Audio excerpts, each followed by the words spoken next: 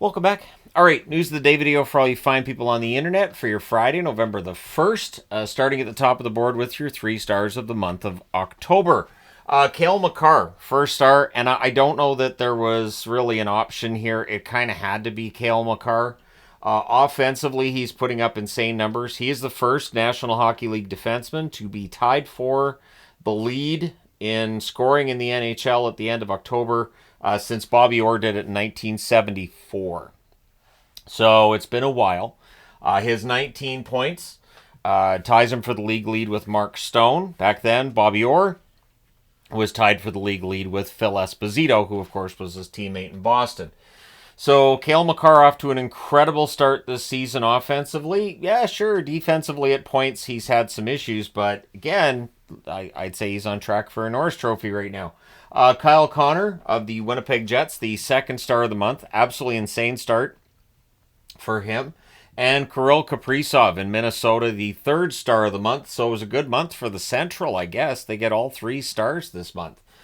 Steinberg was suspended yesterday, so it's a 2-game suspension for Steinberg. So he will not be playing.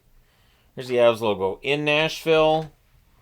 Right, he won't be playing in Nashville tomorrow. I'm just looking at the preview board. I'm like, yeah, no, I can do that. Anyway, so Steinberg's out for a couple of games. They've called up. Tynan's probably going to take his spot on the 4th line. He's been called up, and we'll see what Colorado does. But they're used to this. As I've been saying, they're used to this. Oh, guys are out of the lineup. Oh no, it's standard for Colorado at this point. At least this time it's not an injury, so we know he'll be back in a couple of games. The Toronto Maple Leafs. Speaking of players who are going to be back, Hakanpää and Dewar were both activated off of LTIR. Both of them sent down to the Toronto Marlies on conditioning stints. So Hakanpää and Dewar can be sent down for 6 days or 3 games. And then the decision to bring them back up has to be made at that point. You can't just leave them down there. So yeah, Hakanpää should be with the Toronto Maple Leafs in about a week. Same with Dewar. And we'll see what that does for Toronto's bottom 6 as well as for their blue line. Matthew Barzal, and this is kind of an unknown at this point, dealing with an upper body injury. He's returned to Long Island to see team doctors, and once they've done their examination, we'll know how long he's going to be out. And, of course, the hope's going to be that the Islanders don't get worse news than what Edmonton did with McDavid. The thing is, when you've already been shut out in 4 of your first 10 games, losing a player who is arguably your most exciting, electrifying forward, probably not ideal. So the loss of Barzal, they're going to feel that. And this, again, is a team that's already dealing with the fact that, being able to get goals has been very, very difficult. So that's not going to make it easier. Ozzy Weisblat has signed an extension with the Nashville Predators. It's a 2-year extension. It's a 2-way deal. Pays him $775,000 at the NHL level, $115,000 at the AHL level. So, yeah, we'll see if Weisblat gets into some games for Nashville this season. Jacob Markstrom, so coming off of shutting out his former team, Vancouver, he will get the start tonight. So there's the possibility that Markstrom goes into Vancouver and wins. You go into Calgary and win as well. The Jacob Markstrom Revenge Tour really and truly on the way. The only one, of course, he won't be playing is Florida. Florida's over in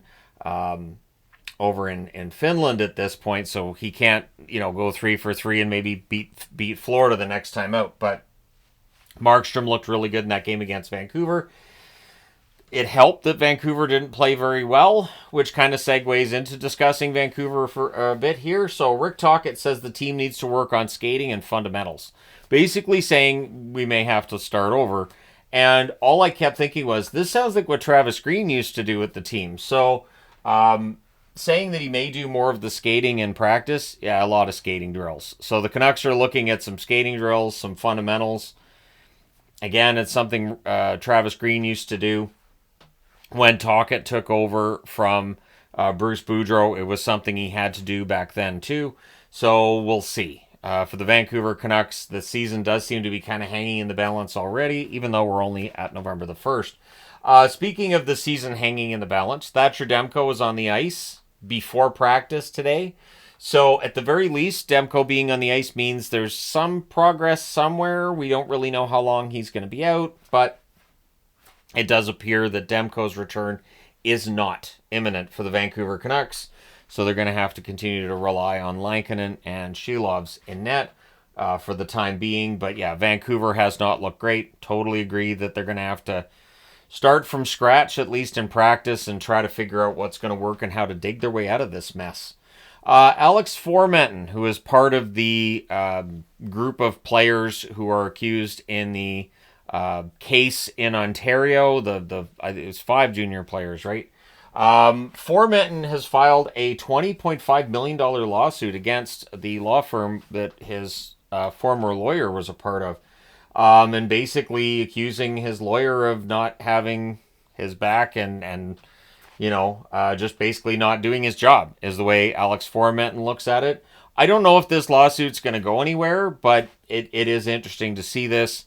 His name was floated out there before anybody got arrested. It was floated out there a long time before anybody got arrested. So, again, I don't know how this is going to work, and I don't think he's going to get $20.5 million from his former lawyer, but we'll see how it all goes.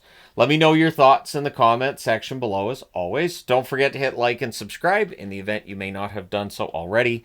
Thank you guys so much for all your support, as always. I will talk to you again soon.